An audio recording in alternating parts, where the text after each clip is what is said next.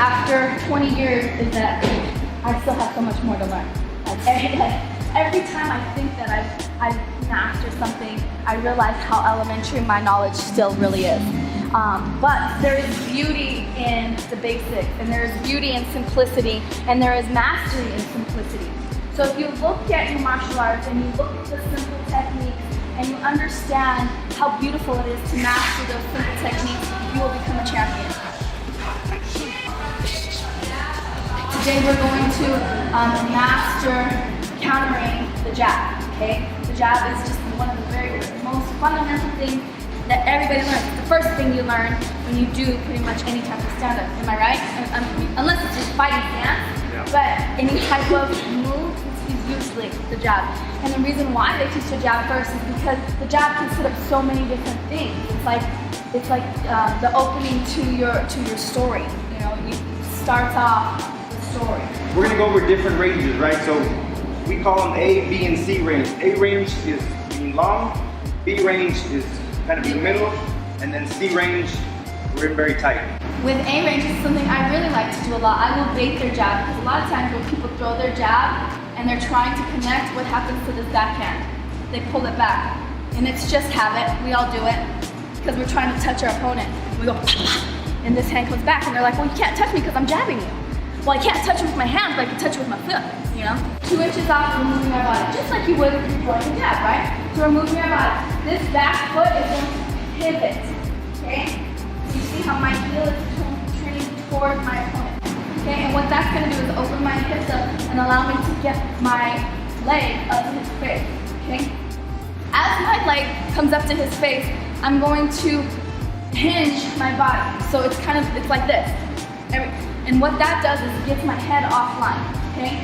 So I'm gonna come here, and so now my head is offline, so he can't hit me, and my foot's coming up.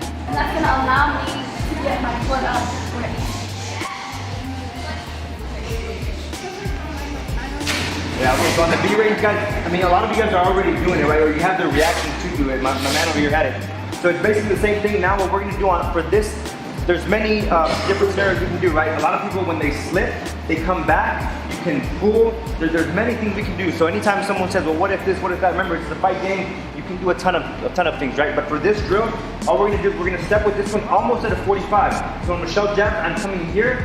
If you want to, we can jab at the same time to disrupt the body. And then now I'm gonna go overhand, okay? But I'm actually going to, if we can drill it, it's actually here, and then I'm coming right over with my cross. So it would be slow here, and then I'm coming right over so that I can now attack if I want to. Here it is, Josh is throwing his jab.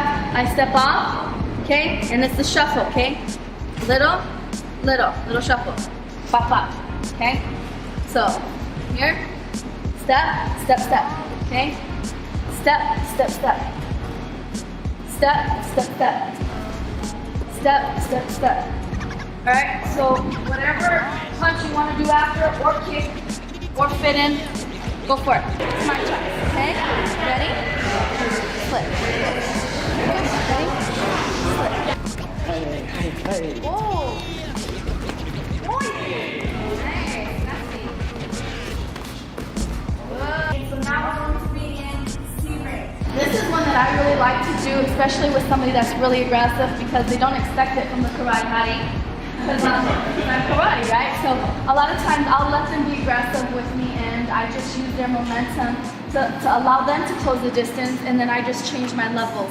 So what Josh is going to do is he's going to come at me with the jab, and this is a lot of times when you're really aggressive, okay? He's going to come at me with the jab, and when he comes at me with the jab, I'm going to match him, okay? So this is literally how tight I get to him. So did you see that instep? It's the same instep that we worked when we were doing the wrestling drill, okay? And that's how close you are.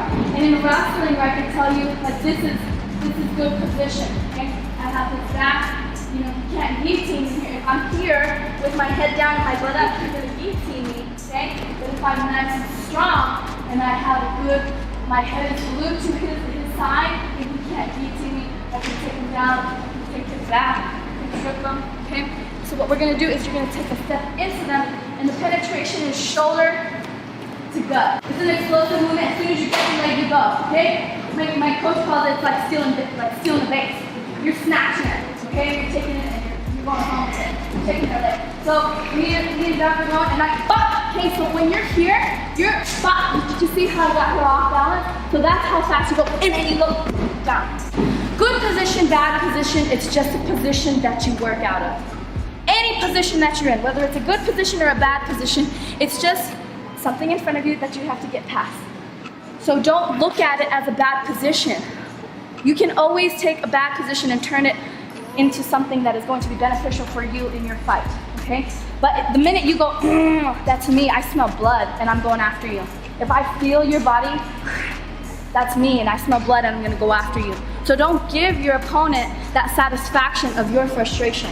Do martial arts because we want to develop our knowledge of ourselves and of the art to the best of our ability. And then the way we do that is we break ourselves down and we build ourselves back up. And then once you're built up, then you break yourself down again and then you build yourself back up.